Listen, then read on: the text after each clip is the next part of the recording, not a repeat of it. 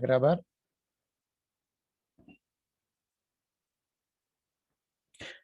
Bien, buenas tardes. Ahora veremos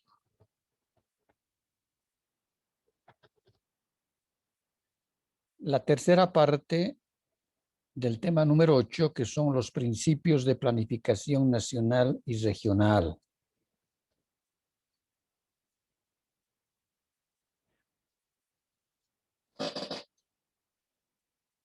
Habíamos dicho de que cada zona debe ser planificada de acuerdo a los objetivos de desarrollo.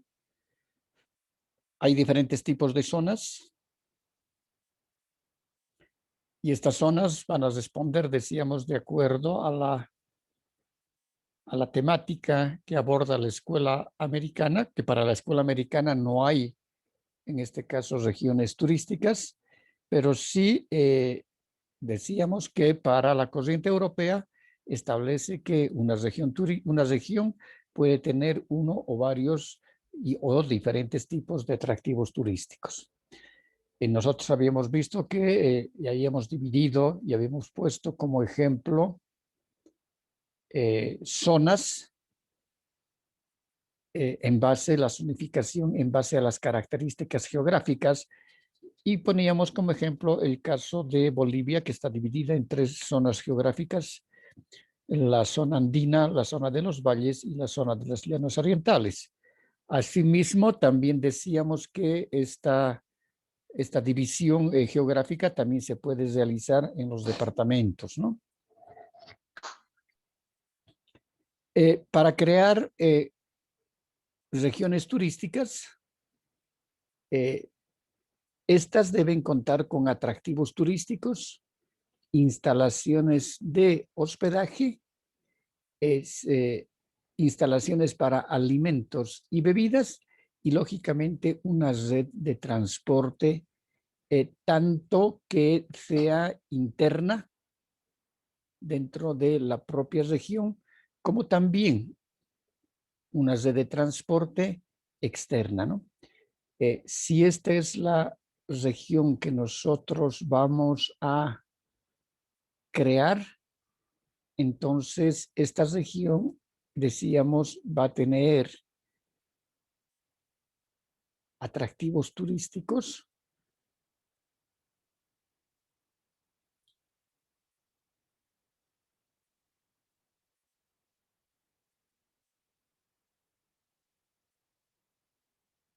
una región puede tener diferentes tipos de atractivos, ¿no? Y podemos enmarcar que esta va a ser la zona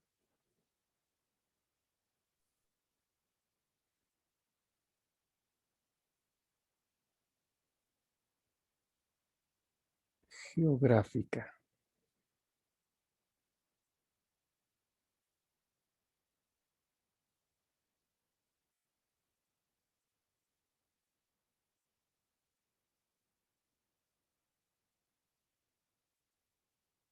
Entonces, esta es la zona geográfica y esta es la región que nosotros vamos a crear.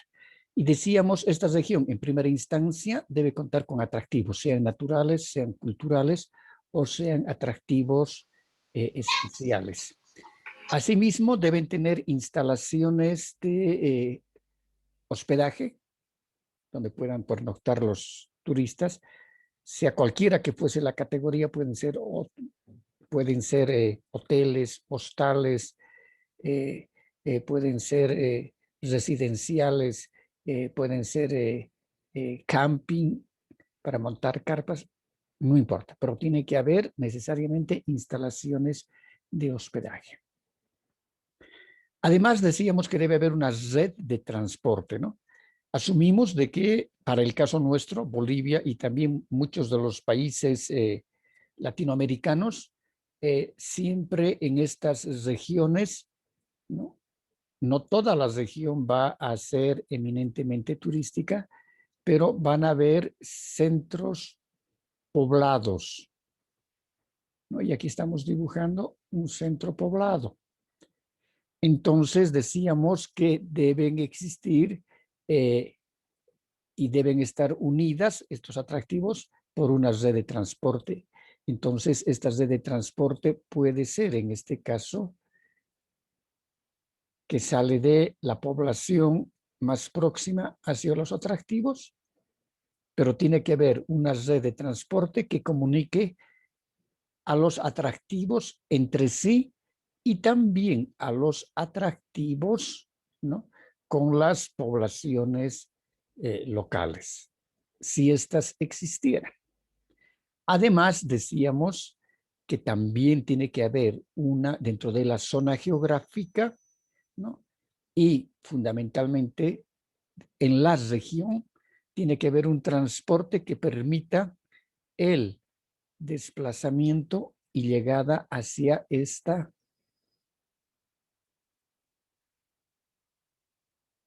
región. En este caso, tiene que haber un camino, una carretera, puede ser una carretera de doble vía, una carretera asfaltada, como veíamos en mapas en la anterior clase, ¿no? Entonces, tiene que haber siempre un medio, una vía carretera de comunicación al atractivo. Ahora, si el atractivo es muy trascendente, ¿no?, entonces también puede existir en ese caso un aeropuerto, ¿no? Aquí vamos a poner un avioncito. Ya. Entonces puede haber un aeropuerto.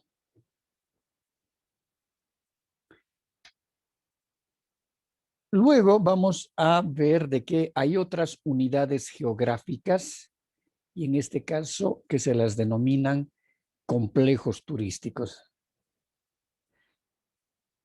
El complejo turístico, en el caso boliviano, es el término complejo turístico, inclusive en la legislación turística. Ustedes ya están llevando ahora legislación, ¿verdad? Sí, Lice, estamos llevando este año. Están llevando legislación. Si ustedes revisan la legislación sobre, en este caso, sobre unidades en instalaciones y en la misma ley del turismo en Bolivia, como una unidad geográfica establece complejos turísticos, ¿no?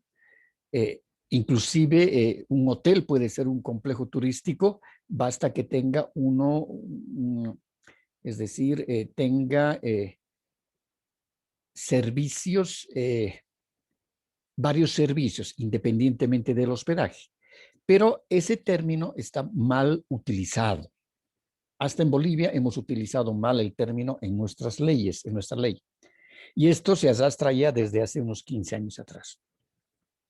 Porque el complejo turístico es la unidad geográfica de instalaciones y servicios más grande. Es decir, es más grande inclusive que una región. En algunos casos, ¿no?, el complejo turístico puede abarcar toda o gran parte de una zona geográfica o puede también, en este caso, unir a una o más zonas geográficas, ¿no? Aquí tenemos un centro turístico. Aquí vamos a ver de qué podemos tener otra región turística y aquí puede haber otra región turística. Y pueden estar compartiendo dos zonas geográficas. Entonces son las unidades geográficas y de instalaciones más grandes. En las regiones turísticas es favorable crear complejos turísticos. Es decir, en una región puede crearse complejos, pero que van a ser mucho más grandes, ¿no? Y pueden ser, en este caso, regiones, pero son unidades más grandes. Un complejo reúne todas las instalaciones, actividades y se articulan con los atractivos turísticos. Por ejemplo, en este caso hay complejos turísticos que son creados exclusivamente para el turismo. Es decir, de que los servicios, las instalaciones no se han mirado siquiera a las poblaciones locales. Son unidades geográficas grandes con todas las instalaciones. Por ejemplo, un complejo turístico podemos ver que es Punta Cana, en la República Dominicana. Tiene su propio aeropuerto, ¿no? Tiene, es decir, es una región geográfica muy, muy estandarizada porque tiene el mismo clima, tiene las mismas características climatológicas, tiene la misma altimetría, etc. Pero hay varios centros turísticos y a veces los centros turísticos, en ellos se encuentran asentados los hoteles resort más grandes, ¿no? Y lo único que hacen es articular entre una región con la otra región, en este caso es una sola región, Punta Cana, pero van a tener instalaciones y complejos turísticos muy grandes. En un complejo turístico no se necesita para nada salir del complejo hacia la población local para poderse, es decir, para poderse recrear. No, no se necesita. Tienen todos los servicios incluidos, ¿no? El complejo facilita al Estado y empresa privada la organización de servicios turísticos, lógico. Por ejemplo, si ponemos el caso de Cancún o ponemos el caso de Punta Cana, es decir, los paquetes son exclusivamente para ese destino. Muchas veces los vuelos internacionales ni siquiera pasan por Santo Domingo, que es la capital de República Dominicana. Directamente los vuelos salen desde Miami hasta Punta Cana o salen desde Panamá, Punta Cana. O pueden salir desde Lima, Punta Cana, sin ni siquiera ingresar a la capital, que en este caso es República Dominicana. ¿Por qué? Porque son complejos turísticos grandes y que la población no necesita, es decir, los turistas no requieren de otras recreaciones o actividades turísticas, sino todas aquellas que están incorporadas dentro de los complejos y de la región, que en algunos casos puede ser una región que tenga varios complejos o pueden ser una o más zonas geográficas que puedan compartir, ¿no? Una región turística. O pueden ser varias regiones turísticas que puedan compartir también los complejos turísticos. Pero la unidad geográfica que tiene las mayores instalaciones turísticas, servicios gastronómicos, espectáculos, actividades de recreación, etcétera, son los complejos turísticos. Por ejemplo, Cancún debe tener unos 10, 15 complejos turísticos o más. Todita la parte de la playa que va hacia el mar Caribe, hacia el Golfo de México, hay pues hoteles inmensos con todo lo que ustedes quieran. Actividades hidrorrecreativas, buceo, motocicletas de agua, spinning. Después hay toda la parte de gimnasia deportiva dentro de los hoteles. Ahora, también actividades gimnásticas en la playa, tienen también espacios para poder desarrollar deportes. En este caso puede haber voleibol, es decir, una grandísima y variado menú de actividades. Buceo, después se pueden hacer también actividades de paseo en yates a las islas, ¿no?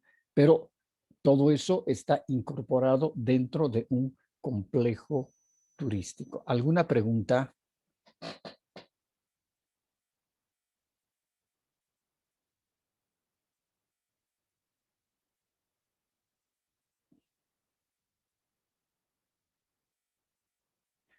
Otro principio fundamental es la concentración de servicios e instalaciones turísticas. Ya habíamos dicho que como principio también es fundamental el concentrar los atractivos turísticos. Porque si aquí veíamos que hay un atractivo y aquí hay 1, 2, 3, 4, 5 atractivos. Aquí tenemos 1, 2 atractivos. Entonces, es fundamental, en este caso decíamos, desarrollar ese espacio físico donde estén el mayor número de atractivos, ¿no?, concentrados. En este caso, tenemos estos 5 atractivos. Lo mismo ocurre con los servicios e instalaciones turísticas. Porque a este solo atractivo, por más que sea muy atrayente, ¿no?, tuviéramos que ponerle servicios básicos, tuviéramos que ponerle, en este caso, luz, agua, alcantarillado, actividades, caminos, tal vez carreteras, paradores turísticos, etc. Para un solo atractivo, entonces la inversión para el Estado en la parte de infraestructura y para la empresa privada en los servicios e instalaciones turísticas sería muy caro, extremadamente caro. Entonces vale la pena concentrar los servicios e instalaciones turísticas alrededor también del mayor número de atractivos que puedan existir. En este caso tenemos 5 atractivos. Entonces, si aquí, por ejemplo, existiese una población local,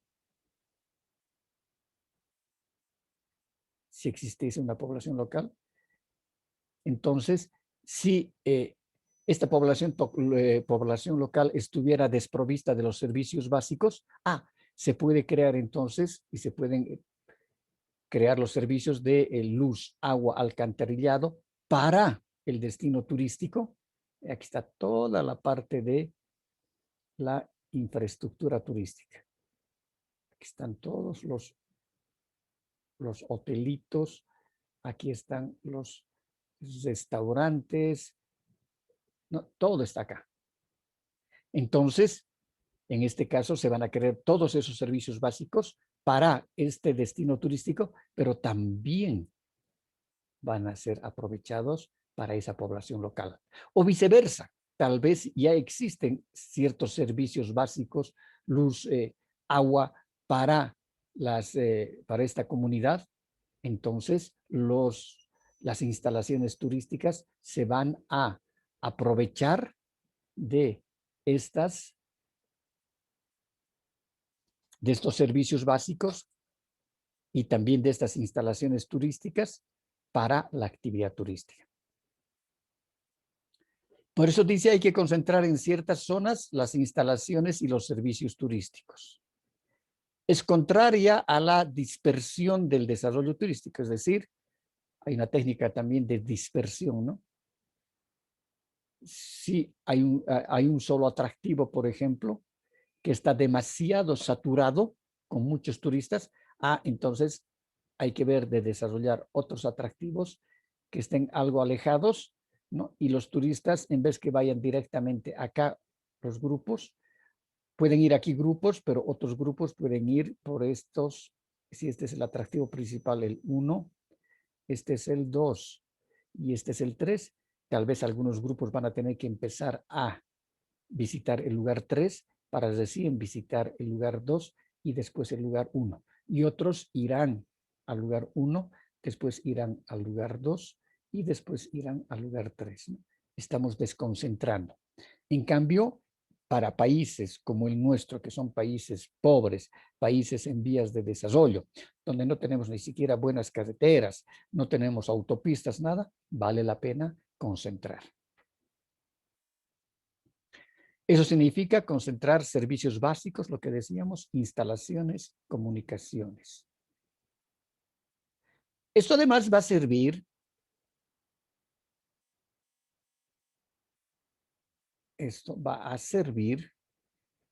como una comodidad para los turistas por la proximidad de los atractivos. Ellos van a tener varias opciones. Aquí tienen 5 opciones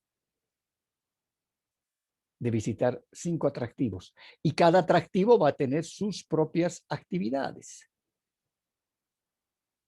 Que cada atractivo tenga a 5 actividades, entre todos estos tuviéramos 25 opciones de hacer actividades. Una actividad, por ejemplo, puede ser visitar el pueblito, este pueblito, por las características culturales que tiene, por las características ancestrales, etc. Una actividad.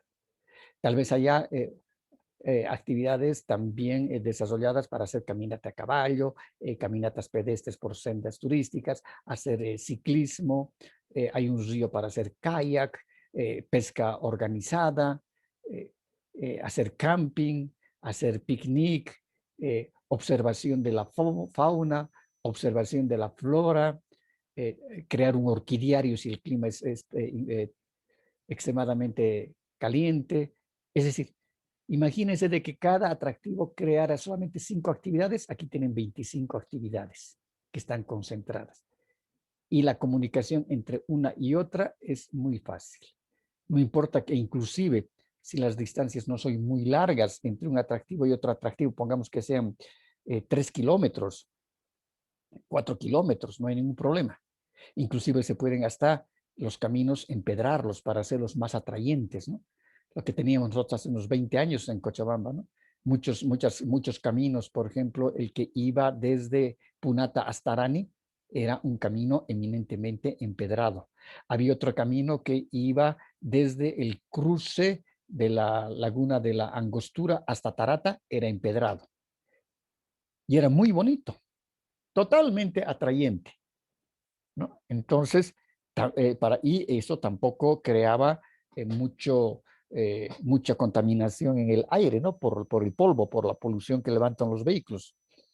Entonces, con un buen empedrado, eso también, es decir, disminuye abundantemente la polución, la contaminación al aire por polución, por polvo, ¿no? Entonces, se pueden crear esas situaciones para concentrar, en este caso, y unir y vertebrar por caminos que sean agradables, que sean muy vistosos. Si el lugar es un valle, que haya bastante vegetación en esos caminos, tal vez reforestar para que se vaya de un atractivo a otro atractivo y se va a tener el mayor número de actividades. La concentración de los atractivos va a permitir productos más especializados. Es decir, estamos hablando de productos turísticos más especializados.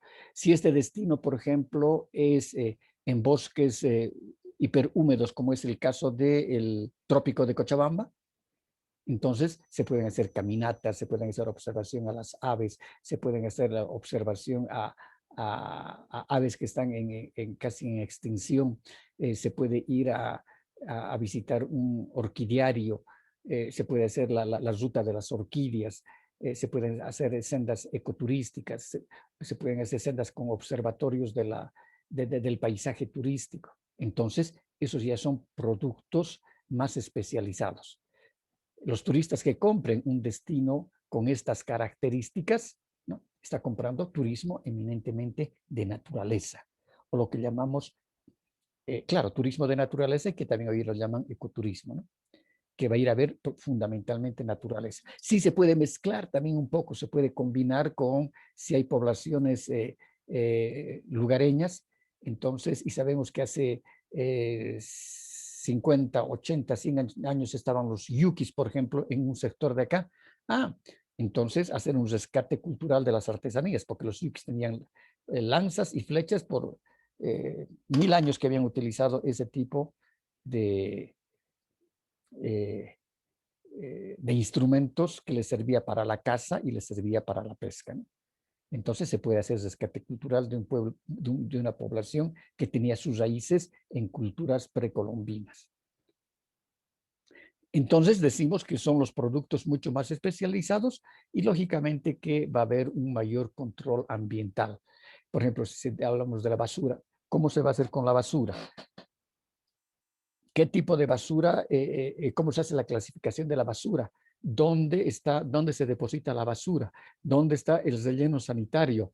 o dónde es el botadero de las aguas negras, del alcantarillado que proviene de las instalaciones turísticas o de la población. Entonces, nosotros podemos tener un mayor control medioambiental.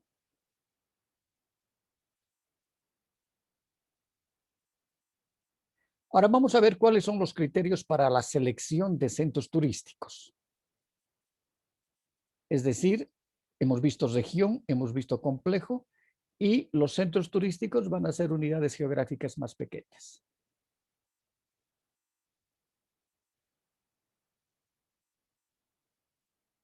Para nuestro país, muy bien queda la denominación de creación de centros turísticos. ¿Por qué? Porque los atractivos turísticos tienen que estar próximos a los centros poblados. Entonces, aquí hay una población y aquí están los atractivos. Y si nosotros nos damos cuenta, la mayor parte de nuestros atractivos turísticos en Bolivia y casi en todo el sector de Sudamérica, ¿no?, están próximos a los pueblos. Entonces, la creación de centros turísticos va a significar de que los atractivos turísticos tienen o están próximos a los centros poblados. Además, también hay que tomar como un criterio para seleccionar estos centros turísticos de que las condiciones adecuadas de microclima, es decir, que no sean esos climas extremos, extremadamente fríos ni extremadamente cálidos, ¿no? Porque un clima extremadamente cálido va a llegar inclusive a un estrés térmico que van a tener los turistas. Y para eso existen fórmulas matemáticas que nos permiten a nosotros determinar las características climatológicas aplicadas al turismo, donde se toma en cuenta, por ejemplo, los días de lluvia, ¿no?, las precipitaciones pluviales. Después tenemos la humedad, el nivel de humedad, índices de humedad, índices de corrientes de viento. La evotranspiración, entonces nos dicen, y hay curvas que se manejan con estas fórmulas, hay unas curvas que se manejan, ¿no?, y se dice, aquí estamos a 42 grados, por las características que tienen, climatológicas que tiene este sector, este destino, no se puede casi realizar aquí actividades turísticas al libre, es decir, al aire libre, porque los turistas van a salir tostados con 45 grados y además no hay playa. Entonces, eso hay que ver de qué tiene que ver condiciones adecuadas de microclima. Tiene que haber un paisaje turístico bastante atractivo. Suficiente suelo urbanizable. Eso significa de que tiene que haber espacios físicos que puedan ser urbanizados, porque no nos olvidemos de que un centro turístico puede tener las características de una urbanización cerrada, ¿no? Solamente de que en vez de que existan casas, van a existir bungalows, que van a ser cabañas con 1 o 2 o 3, 2 dormitorios, su sala y su quincho puede ser. Entonces pueden haber 10, 20, 30, 40 cabañas, pero necesitamos en ese caso suficiente suelo urbanizable y que no sea caro. Porque quien va a comprar esos terrenos va a ser la empresa privada para construir justamente las instalaciones turísticas. Además de que este suelo no esté dedicado a otra actividad que económicamente sea más rentable, lo que decíamos, ¿no? Lo que nos enseña la macroeconomía del turismo, donde nosotros hacemos un análisis de los diferentes espacios físicos, decíamos, y veíamos si este es un espacio agrícola, cuánto renta anualmente. Este es un espacio de ganadero, cuánto renta anualmente.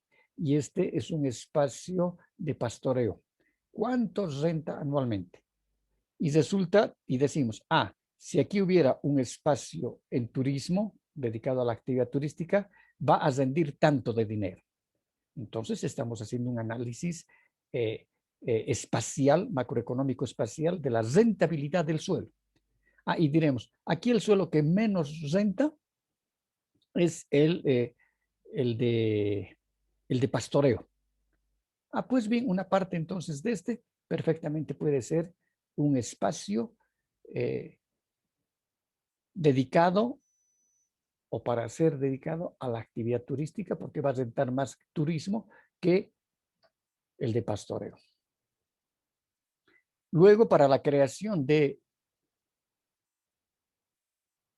centros turísticos, necesitamos un buen acceso, existentes o potenciales. Y acceso nos estamos refiriendo a lo que veíamos acá, a esto, acá. ¿No? Es decir, que haya un buen camino estable, una carretera, y pueda llegar al centro turístico, y también en el centro turístico existan caminos que permitan de alguna manera, ¿no?, un buen desplazamiento. Por eso decíamos infraestructura existente o con posibilidades de crearse. Tal vez en el plan anual de ese municipio o en el plan quinquenal PDTI de ese municipio, de aquí a 5 años están empezando a construir 4 caminos. Esos 4 caminos pasan muy próximos por los atractivos. Es interesante, vale la pena. Otro elemento fundamental que se tiene que identificar dentro del diagnóstico, bajo estos criterios de centros turísticos, porque aquí todos estos, lo que estamos haciendo aquí, estamos diagnosticando, ¿no? La actitud positiva de la población receptora. De nada nos va a servir si el atractivo es hermoso, hay un paisaje muy bueno, económicamente el espacio físico es barato y va a tener mayor rentabilidad en la actividad turística que en la actividad pecuaria o en la actividad agrícola, ¿no? Pero, ¿qué dice la población local? ¿Qué dice la población local? Por ahí dice, no nos interesa el turismo. Entonces queremos seguir pastando nuestras ovejas o pastando nuestro ganado. No queremos. No vamos a permitir, además de que vengan aquí extraños, aras, foráneos. Entonces, por más que existan todas estas condiciones favorables, ya que la población receptora no permite, hay que ponerle una X a ese espacio físico.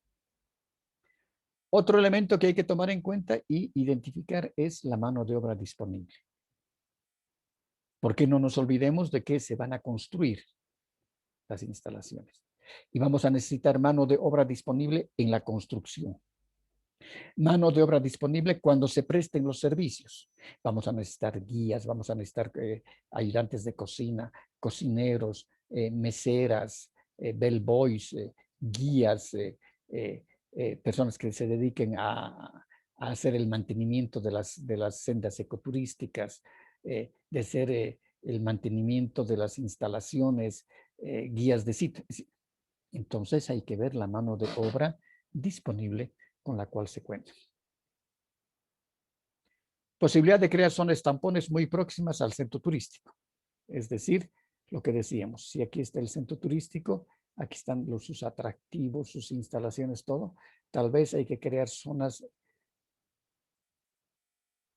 que en algunos casos se llaman tampones, ¿no?, que son atractivos secundarios, porque aquí tal vez haya mucha concentración de turistas y valga la pena llevarlos aquí para desconcentrar un poco y después, para que no estén todos reunidos aquí, después a posteriori traerlos acá, ¿no?, como es el caso, por ejemplo, que han hecho en el Perú, en Machu Picchu, ¿no?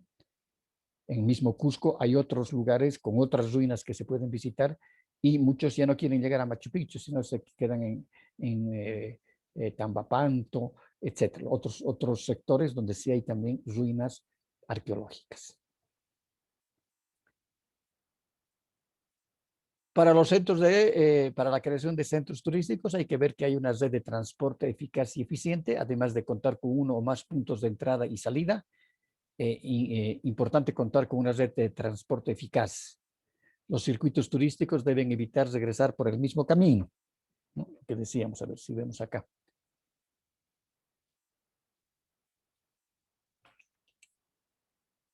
acá, ¿no? Entonces, si se ingresa por acá,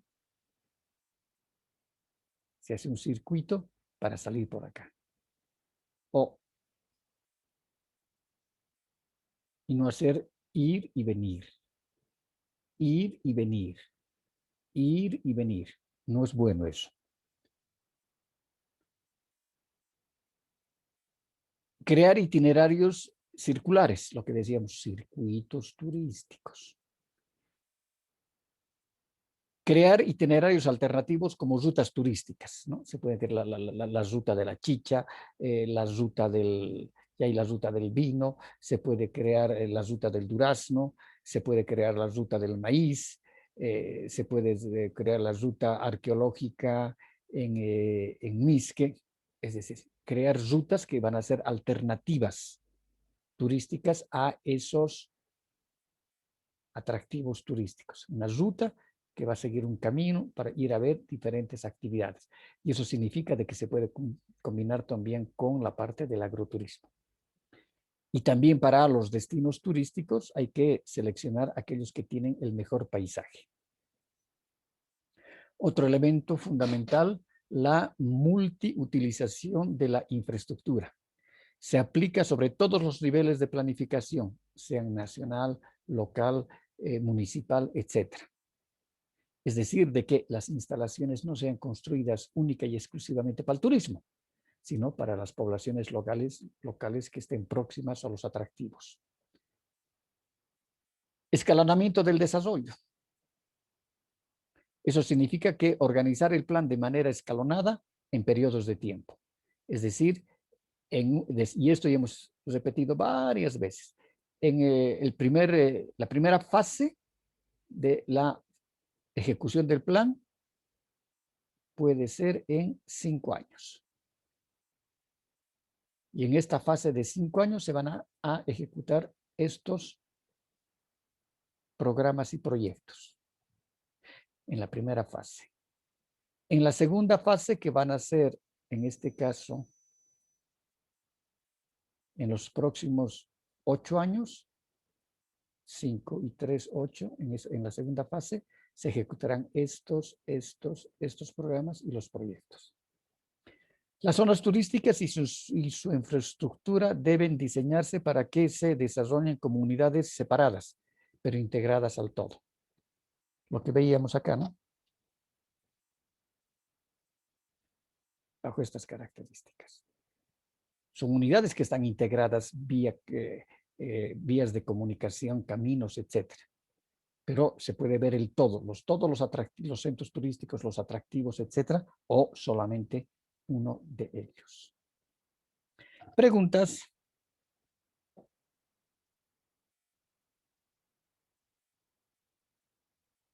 No, Lisa, está todo claro. Todo Gracias. claro, perfecto, que les vaya bien. Hasta luego.